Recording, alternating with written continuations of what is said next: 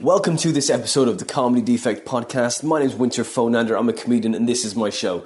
Those of you new to the show, welcome. Those of you that are not new to the show, welcome back, guys. This is episode 49 with a very funny and very loquacious Mr. Sean Sellers. Sean talked for about an hour and 25 minutes. I've cut this down to just over an hour. Sean was a great guy to interview because he barely let me get a word in edgeways, which was great because he answered most of the questions in sequence and some of the things that he just avoided. He said he would obfuscate, hide the truth, and avoid talking about himself. But he did talk about himself, but he used analogies of other comedians to do it. Such an interesting way to describe himself in the way he showed himself without showing himself, which is a really interesting way of doing it. Never had that happen before. So it's a really fun episode. We talk a lot about comedy. It gets very technical about how Sean is trying to build his act. But it's a really enjoyable episode, totally different to all the others, because he's an improviser first, and you will see that throughout this interview in which he just improvs from one subject to the next, and it's great. It makes it so easy for me. I hope you really enjoy this episode. Go find Sean on Facebook, go find him on Twitter, go and see him live. He's a very funny man, he's a very political comic, but a really lovely guy as well. Go talk to him, he's great. You can follow us on Twitter at The Comedy Defect. You can follow me at Winter Phonander. You can also come see my live stand-up as well, and the details for that are on my website, which is winterphonander.com. I'm also stripping as many jokes as I can out of that Guinness Encyclopedia and putting them up on Twitter as soon as I can. Now, we've got episode 50 coming up pretty soon, so these podcasts are going to be reduced to maybe 2 a month. I'm going to see if I can squeeze out 2 a month, because it's otherwise I don't think one's enough. No, one is not enough. I'll do my best. I'm not making any promises, but I'm getting busy, so I've got to just reduce it because the workload is ridiculous. All those jokes I'm going to be taking out the Guinness Encyclopedia are going to be up on Twitter under the title The Book Dad Read, and the Twitter handle for that is at Guinness Jokes. I'm going to have more time to look through that book soon because I haven't had time recently. I've had some really nice gigs recently. I've been writing loads of material. It's been going great. Just expanding the act. It's fun. New material. It's where it lives. You can go support this podcast. Go to Patreon. Type in The Comedy Defect Podcast. You can donate as little as £1 or as much as you feel this podcast is worth. And those of you that do donate, thank you, because you're paying for the people that can't. And those of you that can't donate, that's okay. Just share your favourite episode. Tell your friends about it. Or go onto iTunes on your computer and leave us a nice, honest review. Because it tells people where we are, what we're doing. And, you know, it helps. Pass it on, guys. That's what we need. All the episodes are also available on YouTube, so you can go there and hear them and also leave a comment if you like. So, ladies and gentlemen, please enjoy the very cagey, the absolutely lovely, and the very funny Mr. Sean Sellers.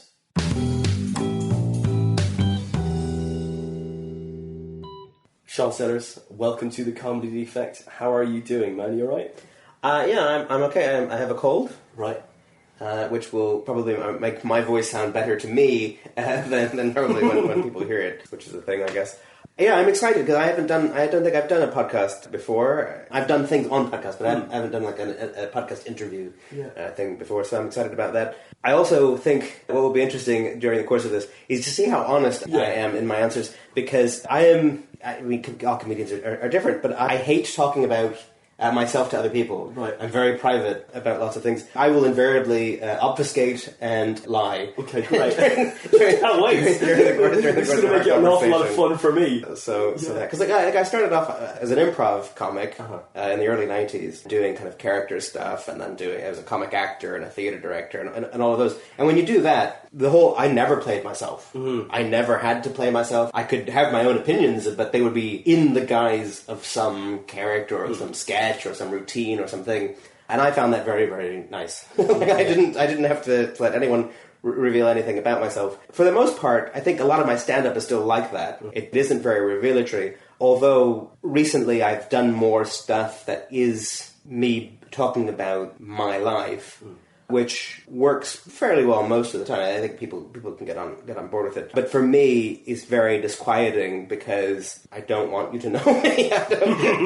Which is, I guess that's not very conducive sometimes to standing like, well, don't get to know me.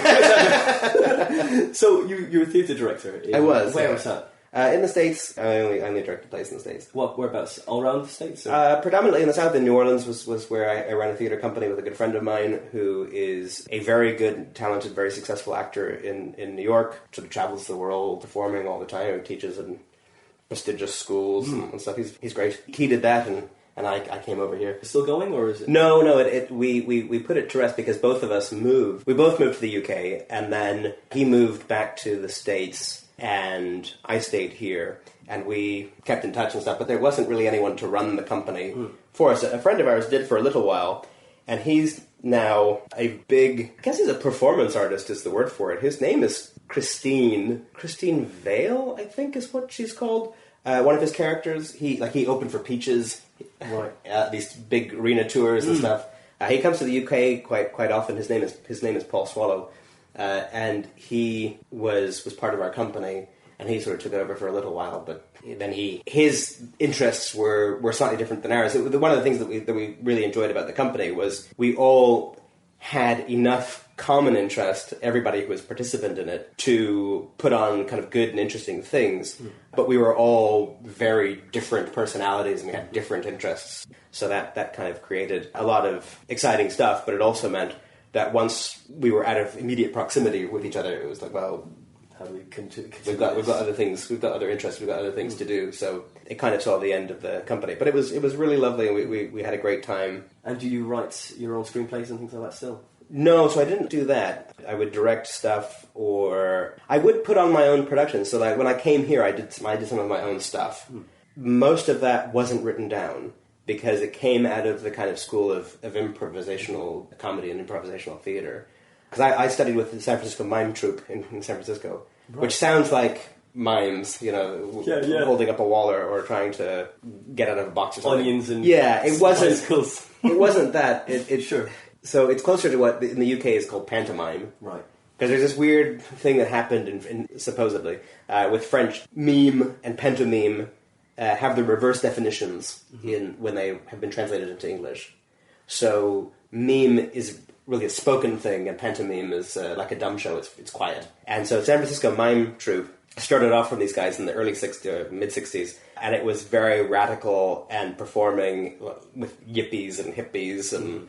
very countercultural in San Francisco. They would perform in the park, and they would do all this kind of agitprop theater and commedia dell'arte and improv and stuff. And I went and I kind of studied with them. You can write things down, but it's sort of easier to just memorize routines through delivering them over and over and over again. So I would devise stuff with them, and I devise stuff for myself, and so on like that. Do buffoon work as well, or depends on what you mean, I guess. Like some more clowning sort of stuff as well. Like because you say is it the Theatre dell'arte? Is that yeah, commedia dell'arte. That's very clowny, isn't it? It can be. So like a lot of the schools in France, the Gaulier and all of that, which is quite popular in the comedy scenes here. There are a lot of famous Gaulier kind of trained clowns and people, everyone from, I guess, Sacha Baron Cohen and Alexis Debus and others who have all kind of trained in that style to learn a clowny kind of find the idiot. There's some overlap. It isn't clowning in the sense of, there's no juggling that takes place. There's no unicycles. I can't do any of those things.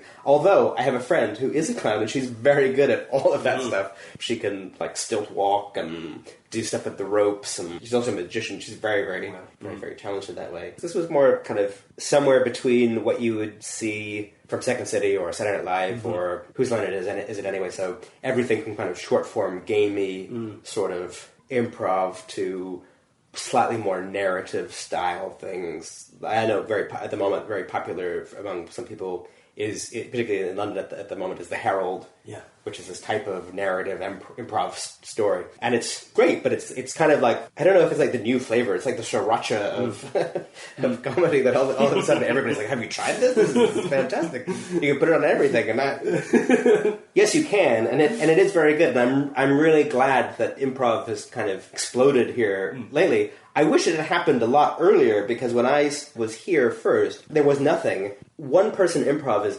pretty terrible. I mean, there are people who are very good at it. There are people who have the mind for it, and I can, I guess, with sort of some exercise, get back into that mind. which I would love to do, but at the same time, it was like a desert for it, and I thought, well, I'm going to focus on comedic roles, and I'm going to focus on dramatic acting, and I'm going to not get some really huge things that won't make me famous, which did happen. I'm not still bitter about. What were those? Come on, let's go to those. What happened? Okay, well, I'll give you one, because this is a terrible story. Is there a joyful one as well? Or? No, this one has scarred my psyche, and I will never forget it. So it feels appropriate to share with strangers online. This one, it was for Band of Brothers. Oh, right. And I was up for one of the brothers. I had an agent, and I went to the auditions, and I kind of got through the first kind of very preliminary stuff. I went to one with Tom Hanks's company was producing it all, and his production team, their casting team were there. And I went in and I read for a part, and I think I read okay. One of the things that they stipulated in the breakdown of the character was they were all supposed to be like 5'11", 6 foot or something. I am neither of those things. But with lifts and boots, I'm close to one of them. Mm-hmm. And so I was wearing those, and I gave the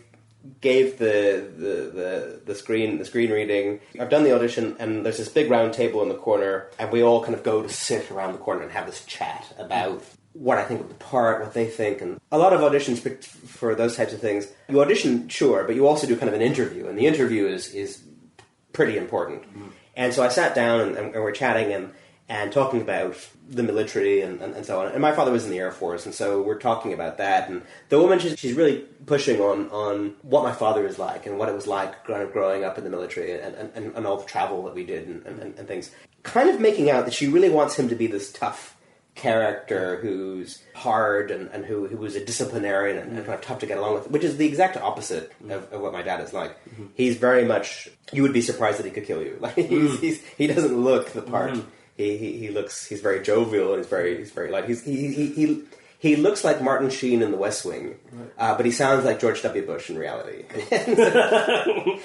and he behaves a bit more like George W. Than that. Which these days, both are presidential, right? Now that Trump is president, like we've had to reevaluate what W is like. Yeah. Suddenly he's become like something to look up to. Like, well, you could do a lot. You could do a lot worse. Who knew? And so it's okay because my dad was not president, so it was okay that he was like this.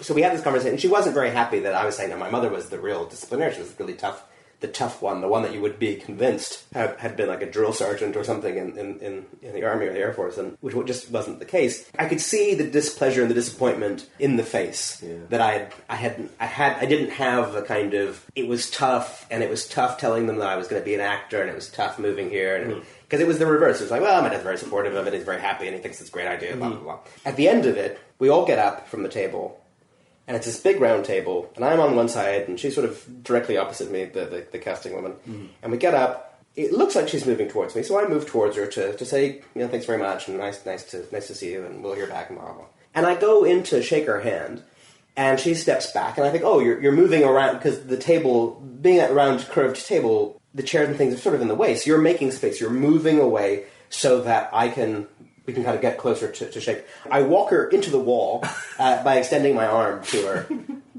And it's very clear she doesn't want to touch me. Oh, no. And in the end, I kind of get her hand anyway, and I shake her hand, and I walk out, and I'm thinking, that was weird. What happened there? And I bump into a guy that I know who's also up for a part, who was in it, by the way.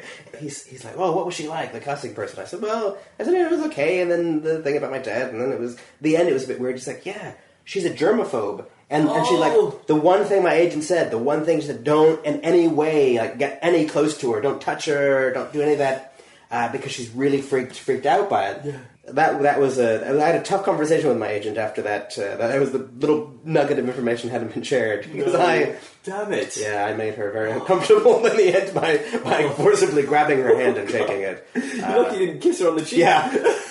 Oh, no. And then wipe my nose or something I'd had a cold or something. Sneeze on her and then kiss her on the cheek. Oh my god, nightmare! That is vital info. It was really important to that part.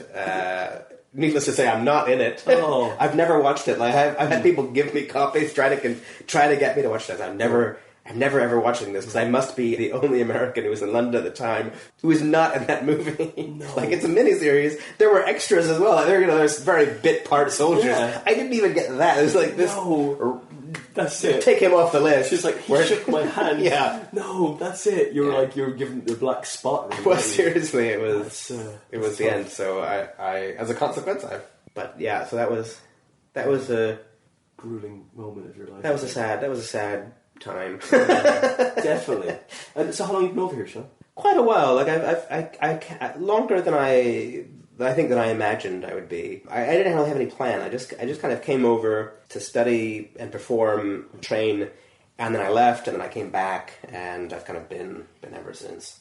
And I guess I go back to the States probably every year and a half, is what it works out to. Sometimes a couple of times a year. Sometimes, like last year, I didn't go back at all. I kept planning to go back to do some stuff in New York, and then could never quite get everything together and organized to do it. I've got a big kind of hub in New York. I've got a lot of people that I know, and I've got family and friends that are based there. So when I go back, I tend to go to New York and then occasionally go to where my parents live to see them. I think the last time I went to their house, to their town, was 2013. I'm obfuscating and I'm being cagey because it was 2012. I'm very good at dates. Cool. I remember dates for everything. Like I filled out this form for my son to give him a U.S. citizenship, and they ask you on this form that they're very precise in the wording, which is incredibly unhelpful because it says document all the periods of time in which you were in the U.S. And then they give kind of an example about, let's say you were an American citizen who lived abroad and you went to university in the States. So if you did that, don't put the academic year if you went home for like a Christmas holiday or you went home over the summer because you were not present in the US during those periods. So they would really want you to say, August to December and the exact date, entry, exit, and then, January to May or June, entry and exit. I could do my childhood, but that took some help from my mother of getting exact dates when we moved, address. And then for everything else, I went to my passports and I was looking at entry and exit dates and I was comparing mine and my wife's. So, because hers would have entry into the US and mine would have entry back into the UK. And she didn't have the one from the period of like 95 to 2005. She didn't have that passport. And there were some really vital dates in there because I was in and out of the country so much. I wasn't sure. There I am. They give you a full page of kind of dates and then a secondary page. And I'm documenting like 20, 30 different periods of being in and out of the country in different addresses.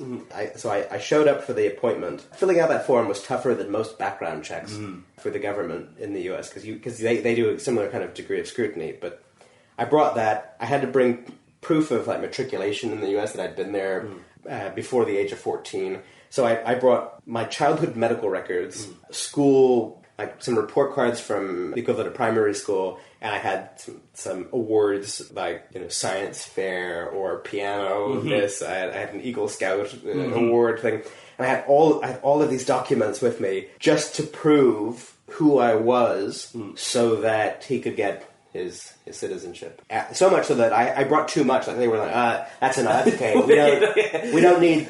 I've got another palette. We'll take your word. We'll take your word for some of it. That's great. Don't worry. And then we went to the interview. It was a little bit interesting. At the embassy, we assumed that you'd get taken into this little room, but really it was like all kind of these bank teller tills. So the first one we went to, we kind of submitted everything, and then the second one I went and I paid the fees, and then the third window is where we had this little interview.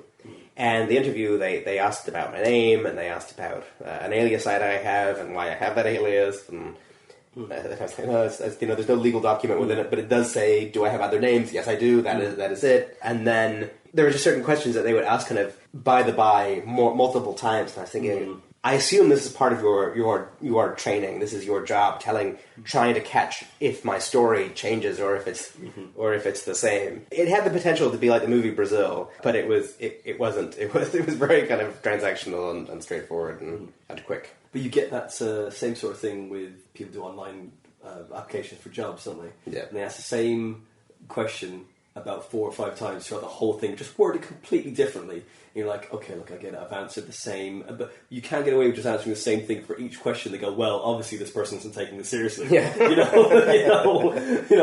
mean, we need the person who doubts their personality just a little bit. No, we don't want them to be fully assured because they're obviously an arrogant asshole. This is what they will be, isn't it? Like, all strongly agree for everything. No, this person, we can't have this person, or like, maybe. But you want just a little bit of self-doubt. I think they want from you, isn't it? Yeah. But so he got his citizenship. He did. He'll get the paperwork at some point. Certainly, I've paid for it already. So he has dual citizenship. He's both a British and an American. Brilliant. That's best ever. Yeah. The only downside, he will never be president. What do you do? Did you want that for him? No, not necessarily. But I like the idea. Like I've always liked the idea that I could be president. Yeah. It won't happen, but I could be it. And certainly in today's America, like, could is as good as will. Like I will be president because why not? Yeah, exactly. Trump saying, that's it. And like, you could just say you were president at this stage because, it would be, your truth. Yeah. It'd be, who cares about anyone else's truth? It's your truth, isn't it? That's it. As long as I get Breitbart News to report it, it'll be true. Yeah. What do you do? You're a full-time actor then? No, I am a full-time comedian who makes very little money. That is the sad truth. Yeah. Yeah. And so you've been are you writing an hour, or are you putting your show together at the moment, or what's going on? Very, very slowly. So I probably will do a show next year. The intention is to take that show to the States, possibly Brighton or some of the small festivals, but I'm not intending to go to Edinburgh. Why not Edinburgh? It's not a huge ambition of mine to do it. I don't have anything against Edinburgh, the city, or Edinburgh the festival. They're both equally fine. I was talking to somebody about it, and this just sounds terrible to all the comics who are going. This opinion of mine, because I said it's like if you make pizza really well, and you go every year. Naples has a festival, and so you go down to Naples to sell your pizza, along with everybody else who's selling pizza. And because it's Naples, it's the home of pizza. Who is going to eat your pizza? Like you're not a famous pizza maker. So unless you've got some amazing spin on this dish that you're able to sell, the hell out of, no one is going to notice it. But you're going to have spent a lot of effort and a lot of time, and potentially, have this kind of disheartening realization that you're one of hundreds of people who are attempting this, and you might actually, your pizza might be the best, but if very few people see it or get a chance to eat it, then you can only kind of come away feeling disheartened. I'd much rather go to the place where they're like, you make pizza? Holy shit! Let's have so appreciative sort of thing. Yeah, it's great. It's great. You've got that option. You can just go and tour in America and like around New York as well. I mean, those theatre contacts are going to really come in handy. Yeah, there's a couple of festivals near where people I know live, so I can stay with them, see people that I know, and do some festivals. So that's kind of what I'm thinking of at the moment. So that's the plan at the moment. And you're saving an awful lot of dough. I'll certainly be saving some money for Edinburgh, because I think this year I was talking to somebody, and because of the sort of swap in the size of venues and the number of venues that are available, a lot of the professional acts that would have done paid venues have moved to the free venues, so they're kind of getting the premier free venues. And so all the people who last year got the premier free venues getting the second best, and so it's kind of that trickle down where each rung is getting a slightly lower quality venue than they had. To be perfectly honest, of all the people that you interview, I will be one of the least well known. There'll be some small subset of people who will know who I am. So if I had greater name recognition, if I had a big agency supporting me, those would be kind of circumstances that I think would help. So what I prefer to do is take the approach where I'll take a show and I'll travel it around and I'll get it just right. I'll get all the elements together, and then if I feel like, I've got the time and I've got the money to spend on Edinburgh, I'll do it. Because I think, for me, the show I was originally going to do was based on a joke that I had done, where I would prophesize certain things. I did a joke around a year ago about, or a little more than a year ago, I guess a year and a half ago now, about El Chapo, the Mexican drug lord, who was interviewed by Sean Penn. The joke was about why he wanted to be interviewed. And it turned out that I was right. Part of the joke that I said, this is what's going to happen, turned out that that is what happened. As a consequence, I tacked onto that joke, that this joke is now true. I'm like a prophet now. And then I would make other predictions at the end on like spurious stuff that I had said in the set. Cheryl Cole was going to be engaged to Trevor McDonald and kind of things like that. I said, just wait, because I'm a prophet. Yeah. And then we had the baby, and the circumstances around the baby have changed it. So I said, well, actually, there's a different show that can be done that probably would get better support, because it's the story of kind of prematurity and a premature baby. That might be able to be something like the Bliss charity might be interested in, or it might be that, I could raise money for groups doing that show about the circumstances of being in a neonatal ICU and special care and all the circumstances that go around babies and health and care and childhood. So it'd be kind of a parenthood show, which is pretty common. There are plenty of them. But there's a little bit of a different angle on some of that. And so I thought, well, that might be something that I'll do instead. That's what I'm very slowly working on. Yeah. That's it. But I mean, it's writing what you're like. What's happening in your life now, isn't it? It push the new stuff that happens now. Just pushes the old stuff out of the way. I can't connect to that stuff anymore, so it comes to the fore. Yeah, and that's where it's probably a little bit more personal than I like. Right. Because I don't like people knowing about me.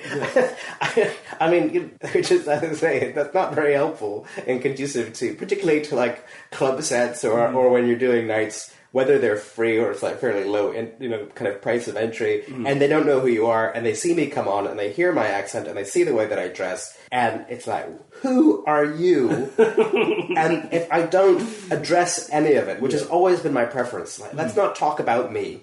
Let's talk about things that are happening. Let's talk about the world around us. Let's talk about popular culture. Let's talk about kind of, not necessarily observational stuff, but it is kind of current affairs observations and politics and stuff. Let's talk about that, which I think would generally creates a challenge, because I've got to do that whilst also being, yes, I have an accent, yes, I dress this way, and yes, I'm not from here, and yes, I'm telling you why I think, what I think about your country and so on. And I just keep like, how many more hurdles and barriers can I put between me and the audience and still succeed?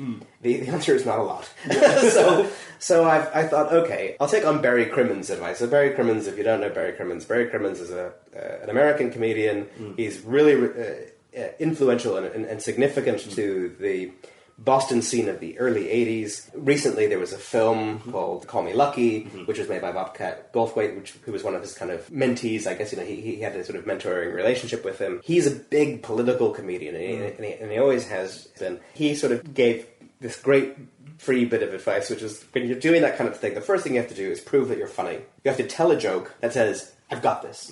I know how to be funny. Now that you believe that I know how to be funny, give me the freedom to talk about whatever it is I want to talk about, without it becoming a rally or being preachy or a testimonial about something. What happened was I did a night. Usually when I go to Kent, I die. But I've had a couple of stormers in Kent where I'm just like, finally, these people understood two basic truths. One, they're in a comedy club. So I must be telling jokes. Two, they paid, so the bookers must have thought, oh, this person knows how to tell jokes. It's not an open mic night. It's not prove that I can tell a joke, prove that I'm funny. It's just believe it. Let me start telling jokes and then go. And I did a night and I died terribly. And it gave me such energy to leave that night and go, okay, you have to write some more jokes. And these jokes that you're writing, they have to be really high hit rate. And they have to be about you. And so I sat down with a piece of paper. I counted the number of jokes that I would say in order and how many jokes that I thought needed to exist in at least the first 5 minutes to have kind of a joke every 8 seconds or something, to have a strong enough hit rate. And certainly if they were every 8 seconds, if they didn't all land, I was still safe because there was another one on the way. And so I'm grateful for that terrible night. But it did mean, okay, I have to talk more about myself, and I don't really appreciate you making me do that. So I've been doing that. In the back of my mind, right, I feel like I'm in a particular place in my own comedy where there's where I want to go and where I am, and then there's where I've been. So, like I said, I was an improv comic, and I did sketches and characters and all of that, and it was very freeing, and I could be that kind of mad idiot on stage. And when I was very young, I got great... This is going to sound self-aggrandizing. No, go on. It certainly is not intended that way. But I got great comparisons to, that's very... Like Steve Martin. It's like Robin Williams, which is when you're 19 and 20, it's like, oh, fantastic. Yeah. That isn't necessarily what I want to be, but that tells me fantastic things. That's really great encouragement. And then when I kind of quit performing, because I quit everything cold, I was getting stuff like I was on the last thing that I did that I enjoyed. I was on a original soundtrack recording, and that was maybe the last thing I did that I enjoyed. And I thought, I've just got to get away, because for a long time it had been sort of a badge of honor that I just knew very artistic people. I kind of lived in creative circles, but because of that, you're very cloistered as well. You don't know much about regular life. You don't know about what it's like to go to work, to be a business person, to have to do this or that, because all you're doing is artistic stuff. I thought, I've got to have a clean break, and I walked away from everything. Eventually, I got to the point where I've got to go back, or I'm going to go insane. It's either the thing that I did, and that's just this historic experience, or it still is who I am. And I still felt like it was very much who I was, and I just needed to go back in front of an audience. But I also knew that I was in a different place. Like I was much older than I was, and my impetus for it was to go back and talk about stuff. Talk about kind of real things of weight and consequence. And so I think, and to an extent, that's why it was another way of me not ever having to be me, right? Because when you're playing all those characters, you're being very spontaneous and inventive, and you're allowing the free flowing of ideas, and it's infectious and it's fun, but it's not terribly revealing of yourself unless you're doing some sort of archaeology into, I've seen this guy many times, and I've pieced together from all of these. These are the things that are on this person's mind, and I'm getting into that person's psyche, which no one does. So coming back, I was able to be very impersonal and doing that. Now, having to bring in the personal to convince people to listen to me a bit more, I would love to be able to get to a point where I can blend all of that back together and put together myself as a completed person and persona. Because right now, it's when I MC, it's all very off the cuff. It's all very improvised. I did a spot on Saturday night for the Brighton Festival, and I did some of my material, and it was going pretty well. But I could also tell that there were a few people who were just, no one noticed that they weren't really paying attention, but I noticed. And so I just kind of went out for them, and I kind of started taking the piss out of them and having a conversation and improvising and riffing in that set. That's not me really blending those two things still. That's still, here's my material, and here's me engaging on off-topic stuff. Here's me doing a bit of the kind of emceeing of my own set while I engage with people who aren't paying attention. Sort of like banter, like fake banter. Yeah, like I say, what I'd like to do is get to a point where I can blend it all together. And one of those things I think on that journey, I have an idea for a show, like a night, that I would like to put together, and I've been talking to a couple of venues about what it would entail, and it would be a little bit like going on a chat show. So the audience would be there. You have a host. You have a musical opening. So you have a music theme song for the show with the kind of comedy musician who's your sort of sidekick. You're playing the theme tune. If you're going to do topical jokes as kind of like a monologue, you can even have the cue card, right? Because you can just write to them. You don't have to memorize the topical joke that you just came up with, because you can just read it off in front of the audience, and it will feel like this is how these American late night chat shows are produced. And then you can have comedy guests, and you can have improvised interviews, and you can have games, and you can have stand up in the middle, and you can kind of blend all of those things together in a somewhat anarchic kind of night, and you can record all of it, and anything that isn't the stand-up sets you could put out as a podcast. So it's kind of a show, or multiple shows even. As you say, you could edit it up, cut it up, and put it out onto whatever heading you want. Yeah, that's great. So that's the kind of thing that I think that would probably begin to help blend together what feels still very much like separate strands and different streams. and start to figure out how does that all get pulled together. So you're sort of mining at the moment, you're trying to be more vulnerable then, and be more open on stage and as well as be more connected with the things that you feel need to be talked about. Because if you have a very strong feeling about a subject, you need to again highlight who you are at the beginning to know where you're coming from completely. Where you sit in this subject. Because you go, okay, well, some people you see talk about some stuff and go, blah blah blah. This is a thing, and it's a thing. It's a funny idea, but once they know that your rage or maybe discontent, because it's going to be discontent, isn't it? More generally, what you're talking about, you're not going to be like, "Oh, I love this. Does anyone else love this?" And they go, "Yeah," and that's it. And if you hate it, it's like they know where you sit in it. So you need to. It's like you're trying to free flow it, or are you just trying to like you have like a cloud above you, kind of just picking things out and linking it together as you go, and go, oh look, you saw how it was at the beginning, now but let's just go with this, where else is going to go, and then bring it together at the end, sort of thing. I like all those words except the word vulnerable. Okay, sure. Because, like I said, I don't want people to know anything about me. But yeah, to an extent. So, for example, like, when I'm best on stage at the moment doing my stand-up is when I have no set list in my head. When I have decided in advance, do not pick a running order. All of your jokes are thematically, you are able to segue between them, or not segue, because you don't have to segue every time. You can just change the topic. And again, people at some point will realize it's an artificial thing. I'm either on a stage or I'm in front of you with a microphone. We're not really having a conversation. They don't all have to perfectly spring from topic to topic, but I'm not equally kind of, they're not one line, it's not sort of randomly jumping from topic to topic. So when I do that, and I'm very clear in my head about that in advance, I have fun, the audience tends to have more fun, and I'm certainly freer because I'm very present. And when I go in, particularly when I'm working on new material, and I say, no, I've got to say these jokes because I need to know if my writer's hat is right. This is where the punchline in is. This is the way that needs to be stressed, and this is the emotion you need to convey when you say it to give it the right level of funny. Or no, that's too many words. What is the word I need to cut? How can I convey the same thing in fewer words, and so on and so forth. When I'm doing that, it feels very stilted and disconnected to the audience because I'm on a clock and I'm like, no, I'm going to say these words. Shut up. I don't have an infinite amount of time to do these jokes. I have a set period of time, and I've got to get all of them out. Stop laughing, or, and sometimes it's the case, stay quiet. So, although you're not helping me figure out where the punchlines are because you're not laughing.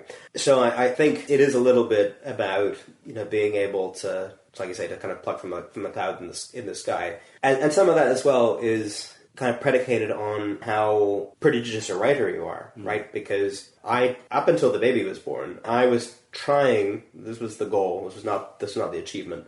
I would try to write 100 jokes a day based on a list that I keep of premises So I spend all day noting down premises, just facts and information and kind of experiences and things about the world and myself and so on. And then I would kind of go through those and try to figure out reverses and all triples and jokes and all those kind of technical things about how to tell a joke or write a joke. I would do that just to get my mind exercising, so that if there was something great, it could go on. But it was kind of writerly great. It can go on Twitter.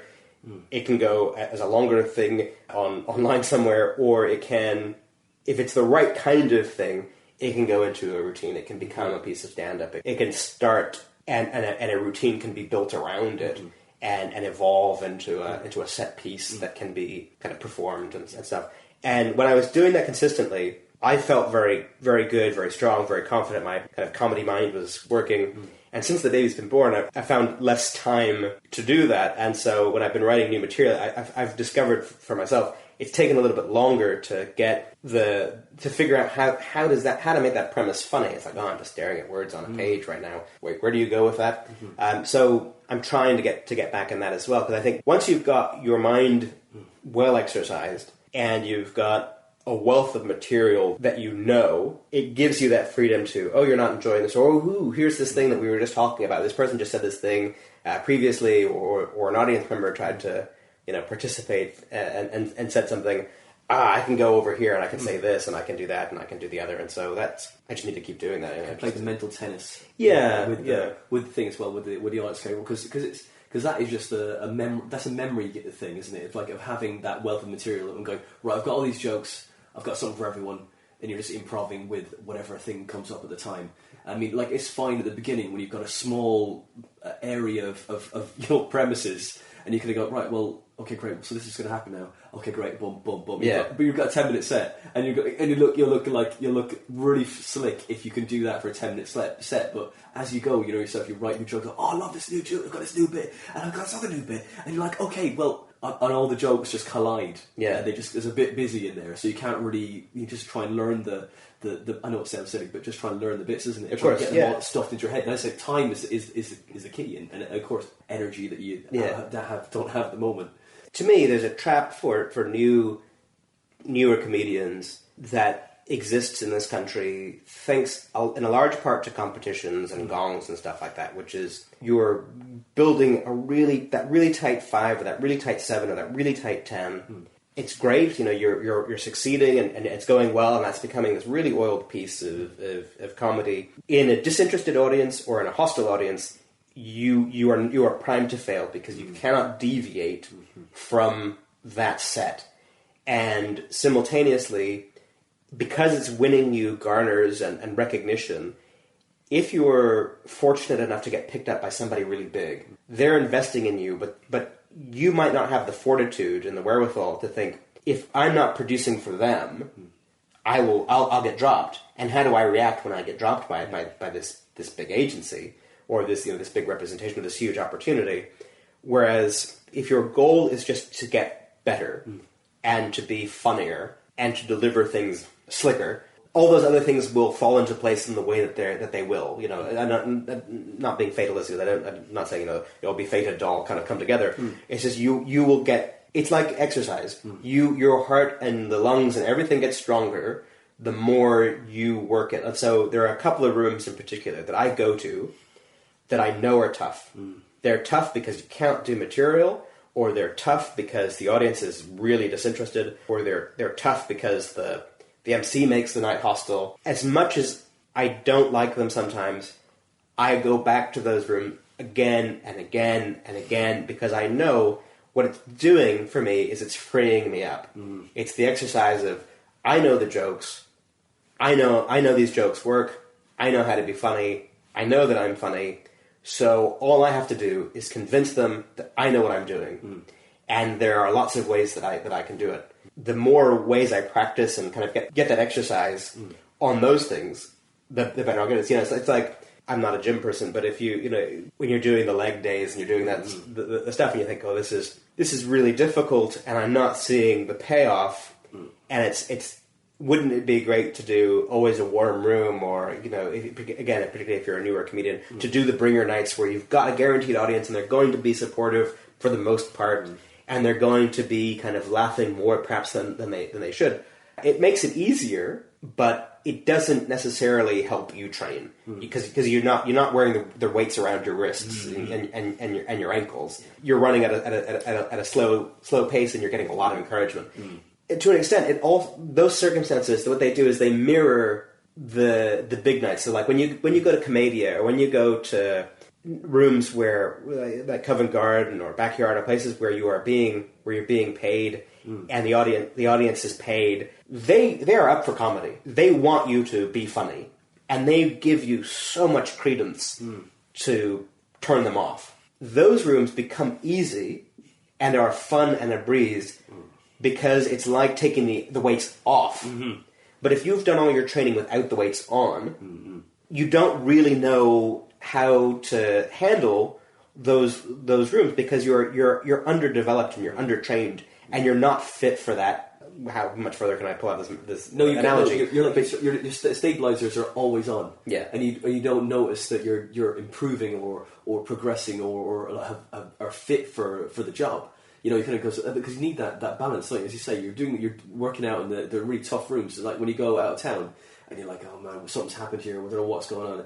But even in those really good rooms, you might have an audience that are just not quite there yet, and you just might need to just chivvy them on just a little, give them a little bit of a, hey, come on, like a little bit of a tap. Like someone, I remember, I did the Backyard a few months ago, and like they were a bit cool. They were a little bit cool, and they just needed that little bit of a tap at the front to just go, okay, I've got this, guys.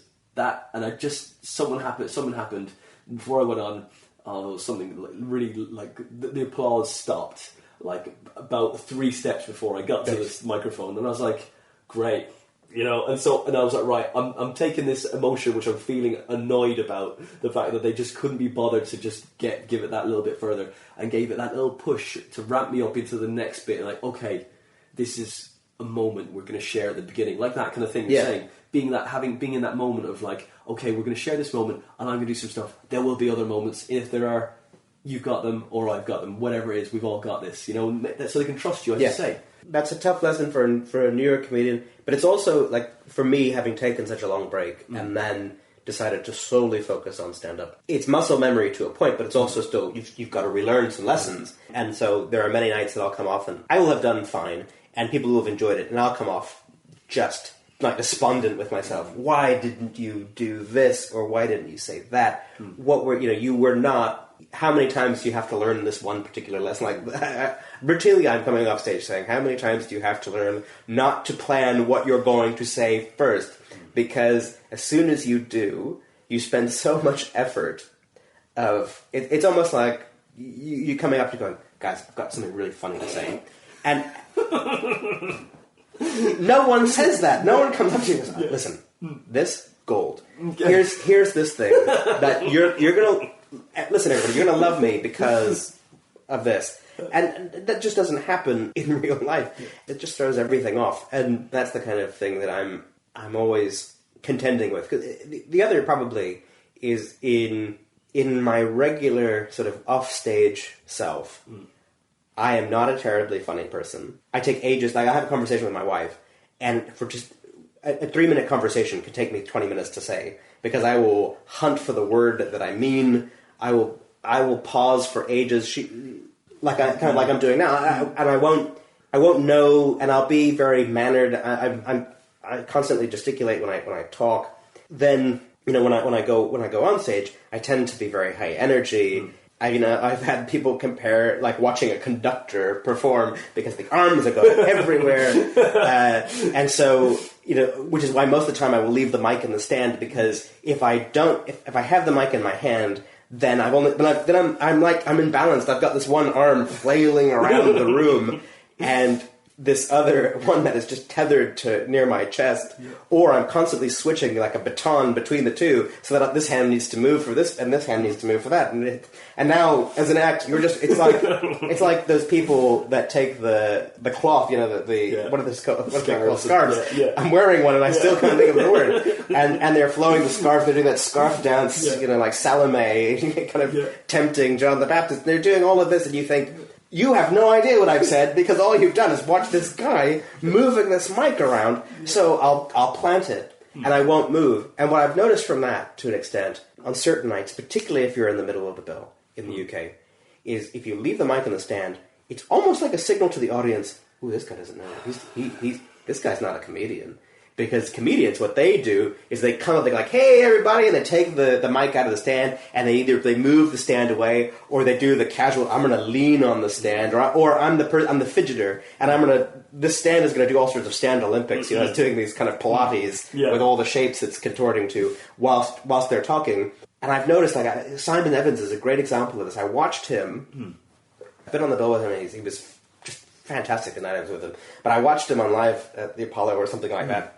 And he comes out, he's in the middle of the thing, all these comedians have done it with a hand mic. He comes out with the stand in his hand, plants that stand down, and starts talking. When I noticed that he does, and I thought, that's the way around this problem, is he then starts leaning it around and moving it like he's a singer, when the singer, and they grab it, and they grab the stand, and they're holding the stand, right, because I need the extra. It's like it becomes an instrument. It's like their guitar, and they kind of hold. And he doesn't shake it or anything like that, but he does bend it and sort of move it and this and that. And then it's like a gear shift and allows you to kind of operate the audience in a way. And I thought, no one in this room, at least the way it's edited, but I'm willing to believe that this is the way it happened, because he's very talented. No one is thinking twice about, here is a guy who has walked on with the stand and walks off with a stand. It is that he needs the stand because his arms are doing things, and he's using his hands as a way of expressing jokes, and he uses it to raise the hand to... Now the audience is rapt. They're watching the hand, and he's stopped talking, and then the hand is going again. And you think, that's whole timing mechanism. That's part of the charm of his set. If he was holding the mic, he would lose something because he's not a wanderer. He's not he's not Michael McIntyre. Who is a little bit like that dog on a chain that's running up and down the fence, which is why he works best, I guess, with the radio mic, because he can do all of the arm stuff, but he's pacing back and forth across that stage, and it works very well for him. And I think it would be very weird if he came out and you watched him and he was stuck on a stand. And I wonder, I was reading something the other day that saying he recognized that his chat show or whatever had failed, and I thought, I wonder if that's the reason, because he was static. Is he somebody that you cannot now imagine him not moving? He needs to move. He needs to move around. He's not Dara or someone who... Dara, he moves, but he also doesn't move, and you think, okay, it's no big deal. He's pacing and wandering up and down a stage, and he's kind of moving around a little bit, and I thought... That, to me, was thinking, that's the way Simon Evans is subtly signaling to the audience, I know I've got the stand. I still know what I'm doing. Whereas sometimes, like I say, particularly when you're middling, you've got the stand in there, and it's, why's it got the stand? Why is it there? So, because when I MC, I'll do both. I'll have it there, and then sometimes I'll pull it out, and then I'll put it back. And they, there, it's housekeeping. It's like, that's the artifice of the MC. The stand is there. And if you're opening, it's not so bad, because they haven't seen anybody else. They haven't seen anybody wander around. But when you've got, a real strong opener, maybe there's two middles, and the other people are wandering around, and then you're the one there kind of stuck with it. It's ooh. Yeah. Is this, when did he start? Who's this guy? And you think, okay, fine, fair enough. So I think that's... I don't know why I started talking about that, other than... It's what you're just like trying to work out the physicality. Yeah, that's right. Other than to say that when I am on stage, the physicality of the improv and the characters is there, but those things aren't there. So it's slowly starting to blend. But also, I mean, you've seen me perform several times, and we've been together. I dress a very certain way, and I don't come out in t-shirts and trainers, and I don't be the most dressed person on the bill, and then I've got the accent to contend with, and I've got lots of hair, and I've got this and that. And I do feel a little bit like, I say, how many obstacles can I put in front of myself before I have to convince you that I can tell a joke? And I'm not like Alistair Beckett King is perfect in his look. The jokes and his persona perfectly suit that temperament, but also it's a very English thing. Like his show that he's doing, you can imagine it's a little bit like Alec Guinness, Kind Hearts and Coronets, Have you ever seen this Alec Guinness movie? So this Alec Guinness movie, it's an Ealing comedy. Alec Guinness plays all the members of a particular family, and there's a murder that takes place, and he performs every single character, and it's very gothic, it's very arch, it's very English, and that's in my mind. Whenever I think of Alistair, I think of that movie, because it's for the UK. You just go with it. You go, yeah, I know that. That's part of our history, and I get that style, and I get that temperament, and I get that thing. And I still feel very disconnected to the UK in that sense. That I feel far more American. And I know that when I'm in America, I am so much more at ease with my comedy. Because I know we have the same rhythm. And there is a difference of rhythms in the comedy, and there's a different rhythm in the people, and there's a different rhythm in I don't have to explain how I sound. I don't have to do this. Even though I don't particularly sound like a lot of other Americans, but I do still sound American. And so I don't have to explain that. I don't have to apologize. But also, I'm not an American performer here who comes out, matches a particular stereotype of Americana. It's not like, oh, well, of course that person's American. It's like, who is this guy again? And so I think that's still ill at ease. And that again, that's I've talked too much about myself. Is there like just one line that you could come out with and go, there must be one line you could hit? You know, there is. It's funny that you say. So I was listening to this thing with comedians in cars with Jerry Seinfeld and Steve Martin. They had this great conversation, and one of the things that Steve Martin talks about is Steve Martin's obsession with the first joke, the first line, which I am more obsessed about than any other thing that I do, is the first words that come out of my mouth. And how much Steve and Jerry as well, they hate how's everybody going, and how's everybody doing, how's this, that. Why should that be the first thing that they hear out of you? They should hear something that is an identifier, it's a joke, and it reveals something that tells you, oh, this is the style of the jokes that are to come, or this is the thing that I'm going to get you this way, and I'm going to slap your face because I'm going to spin it, or whatever it is. And always trying to figure out, and I'm the same, I'm always working on what's the first joke, and I have one that works pretty well, but it's kind of time sensitive, so at this point in the year I can't do it. So I've kind of been playing with things. I'm also, whenever I'm hanging out with comedians, I'm always telling them about other comedians who have great opening lines. So I'll tell you about two comedians whose opening lines that I've seen, and they don't do them all the time, but they work perfectly. The first one is Dave Hill. So Dave Hill is an American comedian who wrote the music for John Oliver's Last Week Tonight. His opening joke when I saw him come for Camden last year was, now I can believe that some people were kung fu fighting, but everybody? And just in that, and I probably sort of misquoted him a little bit, perfectly set up what was about to happen. We're going to talk, it's going to be music, because he's a musical comedian. It's a little bit sarcastic, there's a snark in that, and there's sarcasm in it, and there's a subversion in it, and there's a questioning of the observation that I'm not just going to let this innocuous phrase go by without questioning the logic of that statement. Because the idea that everybody was it's too permissive, it's too sweeping a statement. And it set him up perfectly. He got a good laugh on that first thing, and then it just allowed him to go. And another one that does that is Chris Betts.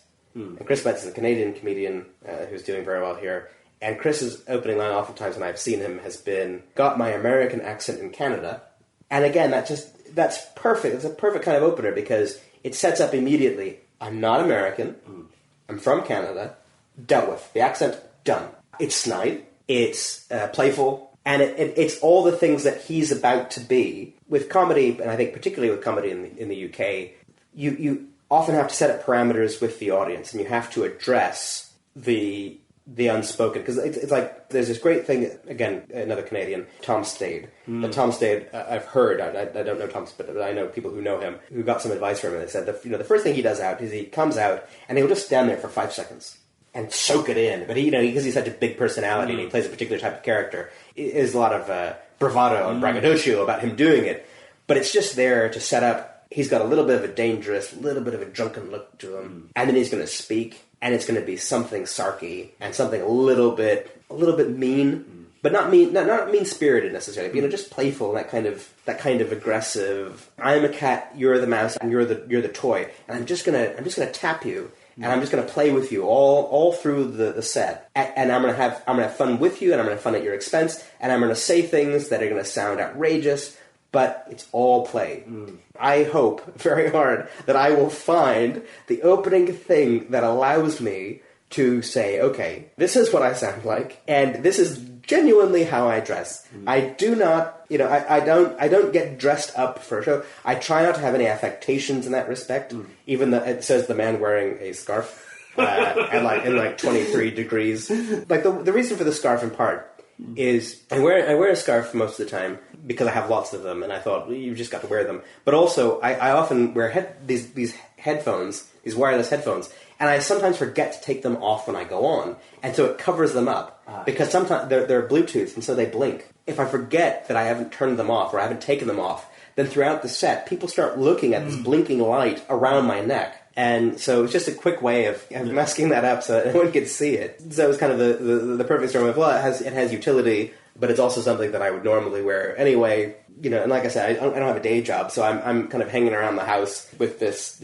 I was going to wear this today regardless of coming here or performing tonight. I'm just looking for the opener.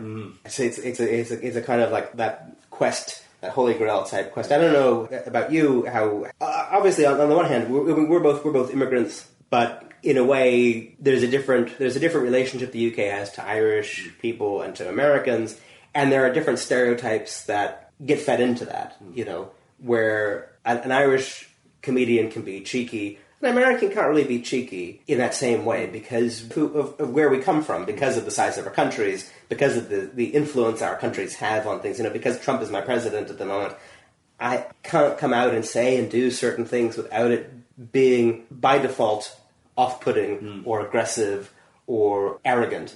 You're reinforcing that American bully sort of thing. Yeah, and my jokes aren't bullying jokes. It doesn't fit a persona. I'm not coming out and doing that. I mean, do I have high regard for myself? Yes, I'm perfectly fine being a narcissist.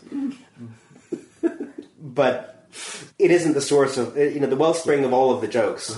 It's very few comedians who can come out and their whole shtick can be about how much better they are than everyone there. I think when you see it here sometimes, what you see is you see a handful of those, particularly platitudes or statements, whereas that include words like legend. It's this kind of aside about how, and sometimes it's said deprecatingly, you're claiming to be a legend because you've done something that is not legendary.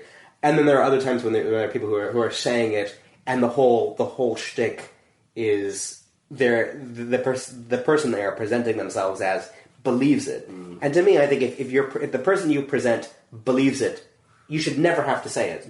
It's just blatantly obvious that you are superior. But if you're superior, I think if you're not from the home team, that's a tough sell. If you're going to talk about race and racism, then it helps a lot if you're not a middle-class white male. Because people will, what's this person going to say? As opposed to, pretty sure I know what that person's going to say. When you're a middle-class white male, if you talk about racism, unless there are perfectly very talented people who can do this and get away with it, but I'm just saying in the kind of straw man that I'm building here. If you do that, what is the target? And what are you going to talk about? And who are you? What insight do you have on this topic that you can share that's going to surprise me, right? Because all comedy is surprise. But there are certain things, just by the nature of what you look like and how you present yourself, that if they come out of your mouth, they are not surprising. I don't think I've yet landed in the many years of it doing this that on the thing that I can go, that's the thing that's sufficiently surprising, sets up who I am, allows me not to have to describe, because that was the thing that was one of the things that I don't like about talking about myself on stage, is I don't like having to justify or explain who I am or what I sound like. Well, yes, yeah. In the way that, if an English comedian comes up in front of an English audience, they don't have to justify being English. Some of them, their whole routine might be about where in England they are from, and because they want to talk about their identity and they want to talk about their experience of the universe and their experience of the world around them. But they don't have to do that. Whereas, if they came to America, they might have to do that. But I feel like, to an extent, American audiences are instantly more permissive of, okay, you're from somewhere else. Just to start, just make me get with the funny. Just start telling jokes, and tell us something funny. I was watching The Green Room with Paul Provenza, which was on TV nearly a decade ago now, I guess. The premise of this show was you were getting to see behind the scenes. You were getting to see when you get a group of comics together, what a group of comics will chat about, the stories that they will tell each other that they wouldn't tell in front of an audience. Of course, in this scenario, they are in front of an audience. And this one had Larry Miller, Drew Carey, Paul Provenza as the host, had Reginald D. Hunter, and had Eddie Izzard. There was a joke in there where Larry Miller and these American comedians had come over to the UK, and they were playing the Palladium and other places.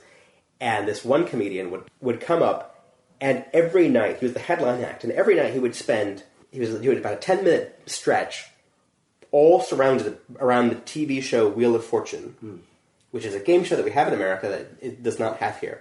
And each night he would come off stage and that's a tough audience, that's tough. And it was either Eddie Izzard or Larry Miller, or somebody came up to him and said, they don't have that show here. If you just, you could come up with, if you could just explain what the show is. And he never bought it. He was like, no, that's not it. It's funny. it's just funny. And I thought, that's the guy who doesn't want to learn the lesson that I also don't want to learn, but that I'm having to try to figure out is we have different points of reference, even though I've been here a long time, and I know how to change all the words, and I know a lot of the stuff. But he's losing them because he's not accommodating the prejudice that they automatically have when they see and hear this person, and they hear and see this topic. In the way that Jim Gaffigan came to the UK last year, and the beginning of this year, and he had a great run of shows, but he had a whole chunk about Hot Pockets, which is a signature piece, and it's like a rock band, that routine, that people get disappointed if he doesn't do those jokes, because it's like talking about bacon. He's got to talk about bacon on kind of every show, because he's so synonymous with bacon jokes. Yet, if you don't know what a Hot Pocket is, and he doesn't spend time to explain, Hot Pockets are a little bit like a microwave pasty, but slightly grosser. And then a lot of that recognition is lost on a particular audience.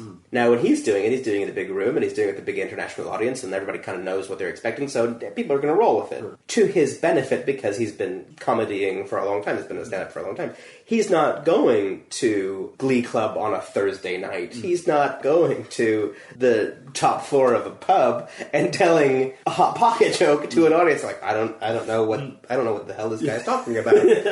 His persona is well enough defined, and people know what they're buying when they see him. And I think that's the thing about the politics jokes.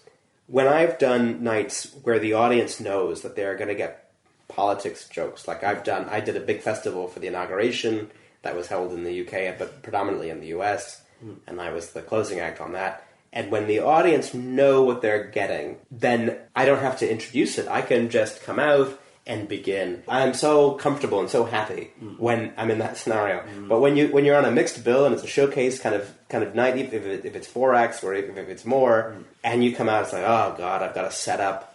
I don't want to be the comedian like, ooh, who voted? Who's going to vote? Let's talk a little bit about politics. Like, no, I'm wasting time. I'm wasting time doing this kind of, let me take you by the hand and move you between set pieces. Everybody owns a television. Everybody's seen an American television show. So you know what we sound and look like. Let me just start talking. Why is it that when you have a pint in front of you in a room, my job suddenly becomes harder in introducing myself? And fair enough. Like I said, no one knows who I am.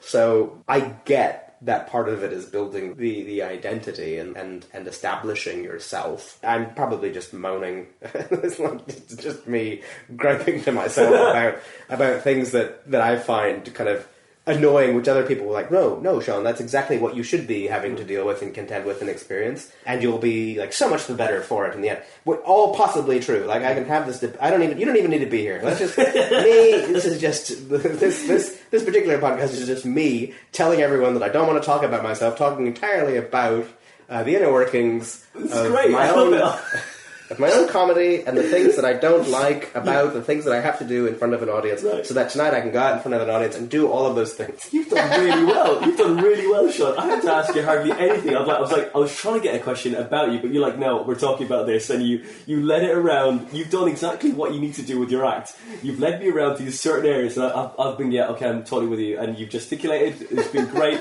and you haven't used the microphone from one side to the other. Yeah. It's been great. But okay, look. You just want to find a beginning to your act, right? Listeners, if you could write into Winter with what should be the opening line for a slightly effeminate and terribly affected American who is going to make jokes mostly about other people, occasionally about himself. We've really come to the end, really. This is the end of the podcast. And so I'm going to ask you now, what's the next mission? Is it that you say you're writing that show about the prophet? You were the prophet, or also there's the option of writing the show about having a premature child? Yeah, well, I am writing the stuff about the baby. That is what I'm working on kind of currently. The focus is just to continually kind of get better and be good. And for the most part, that holds me in good stead. I get good gigs. I'm on good bills. Even if you've never heard of me, I'm out there doing the work. Chipping away the coalface, isn't it? That's what it is. Just trying to get better. That's all. It is. And so, do you direct as well? You're just predominantly you? You don't direct anyone else or a show? No, at the moment, I would love nothing more than to be able to do some improv with, find a troupe that I could participate with, but also, still allow me to focus on stand-up or direct shows. Like once you know how to direct, like that skill doesn't go away.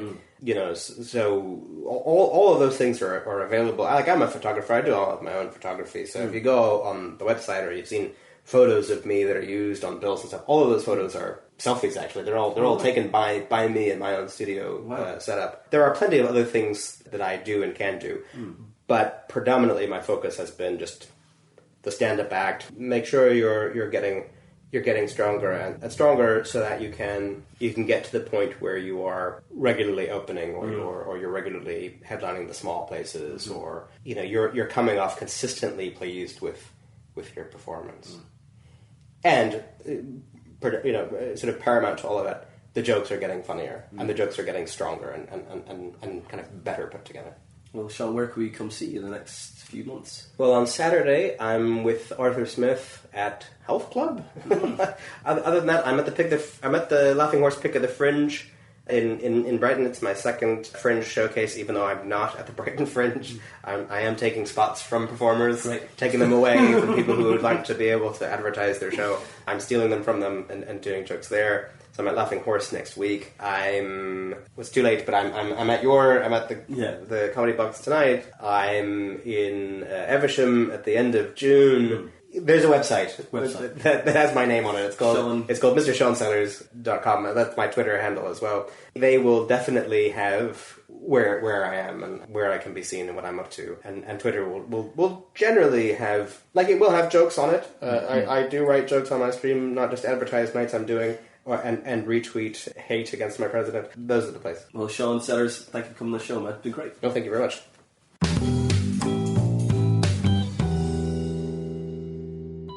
And that was episode 49 with the very funny, the very cagey Mr. Sean Sellers. He did the fan dance with comedians. I don't believe it. He hid himself behind other comedians and explained who he was using other comedians. Technically he did show who he was. That is fine, but I really enjoyed talking to Sean. We had a gig after we recorded the podcast and it went great. Sean's a very funny comic, great improviser. Go and see him. Go and see him live. Find him on Facebook, Twitter, all those places. You can also follow this podcast on Twitter. We're there at The Comedy Defect. You can also follow me at WinterPhonander. You can also come see my live stand-up gig dates, which are on my website, which is being fixed by Danny Clives, which is winterphonander.com. You can see all of my upcoming previews, all of my gigs. They'll be up there on my website for you to see. To come and see me, because I need to throw some material at you to bounce it off you so I know where it's going. You can also support this podcast by going to Patreon, typing in The Comedy Defect Podcast, and you can donate as little as £1 or as much as you feel this podcast is worth. And those of you that do donate, thank you, because you're paying for the people that can't. And those of you that can't donate, that's okay. Just share your favourite episode, tell your friends about us, or maybe go on to iTunes and leave us a nice, honest review. All of the podcasts are available on YouTube, so go there, subscribe to the channel, and like it, comment on it, have fun. I'm also stripping as many jokes as I can out of that Guinness Encyclopedia and putting them up on Twitter under the title The Book Dad Read, and the handle for that Twitter page is @GuinnessJokes. Now that was episode 49 with Mr. Sean Sellers. Next episode is episode 50 with a very good friend of mine. He is great having a bill with. You always have a laugh, and he's big energy comic, Christopher Norton Walker, or as Yanni Agisolo calls him, Christopher N-Dubs. Now, Chris is a very funny comic. He's a big presence in the room, and he's great to be on a bill with because he always makes the night such fun. And that is for episode 50. It's going to be great. You're going to really enjoy that one. Well, that's it for this episode. We'll see you next week for episode 50 with Christopher Norton Walker, or N-Dubs, as some people call him. Yeah! And if you haven't ever heard that, well, you'll know what it is by the end of that episode. Episode 50, Christopher Norton Walker. We will see you next week.